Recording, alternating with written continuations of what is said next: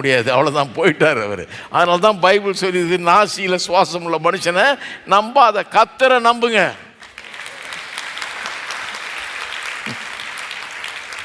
வேற எவரையும் நம்பாதீங்க, கர்த்தரை நம்புங்க. கர்த்தருடைய பிரின்சிபல்ஸை நம்புங்க. அவர் என்ன சொல்கிறாரு நம்புங்க. எனக்கு அமெரிக்காவில் ஒரு நண்பர் இருந்தார், என் சபையில் இருந்தார். நான் அந்த காலத்தில் 45 வருஷத்துக்கு முன்னால் அமெரிக்காவில் பாஸ்டராக இருந்தப்போ என் சபையில் ஒருத்தர் இருந்தார். அவர் குடும்பத்தை ரொம்ப சூப்பராக வச்சுருப்பார், 3 பிள்ளைங்க.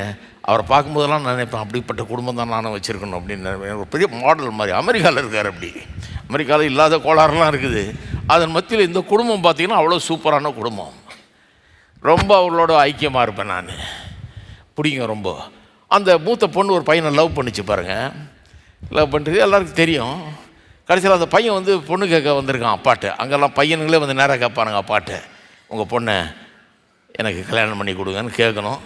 நம்ம பயபக்தியோடு வந்து கேட்கணும். பொதுவாக அப்பா அம்மா சரின்றுவாங்க, ஏன்னா லவ் பண்ணிட்டாங்க 2 பேரும் போன்றுவாங்க.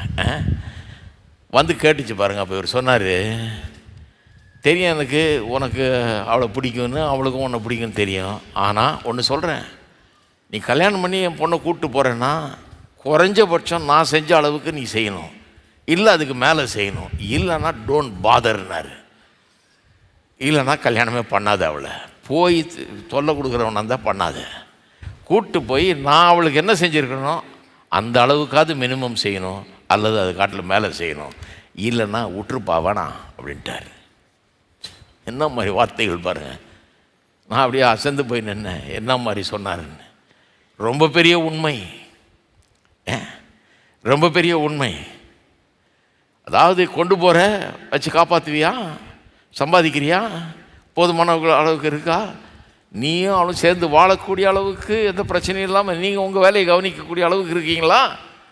ரொம்ப பெருசாக இருக்கணும்லாம் செய்யலை, 2 பேரும் நீங்கள் சொந்தமாக வாழ்க்கை நடத்த முடியுமா அப்படின்னு கேட்குறாரு. இல்லைன்னா விட்டுரு, வேணாம், நான் பார்த்துக்கிறேன், என் பொண்ணுக்கு நான் ஜோறு போட்டுக்கிறேன், நான் எல்லாம் பண்ணிக்கிறேன். அவர் சொல்கிறது நியாயம், அவர் போடுவார். So financial dependence upon parents, மற்றவங்க மேலே பொருளாதாரத்தில் அவங்கள நம்பி இருக்கிறதுனால தகப்பனையும் தாயும் விட்டுங்கிறது முடியாமல் போயிடுது. ஏன்னா அவங்க உதவி தேவைப்படுது. அதனால் இந்த தகப்பனையும் தாயும் அவங்களுக்கு முதலிடம் கொடுக்க வேண்டியது. யாருக்கு நமக்கு காசு தர்றாங்களோ அவங்களுக்கு தான் முதலிடம். இது இதுக்கு காலேஜ் போய் படிக்க வேண்டியதில்லை. யார் நமக்கு காசு தர்றாங்களோ அவங்களுக்கு தான் முதலிடம் கொடுக்க வேண்டியது ஆகிடுது. என்ன பண்ணுறது, அப்படி போய் வாழ்க்கை அந்த மாதிரி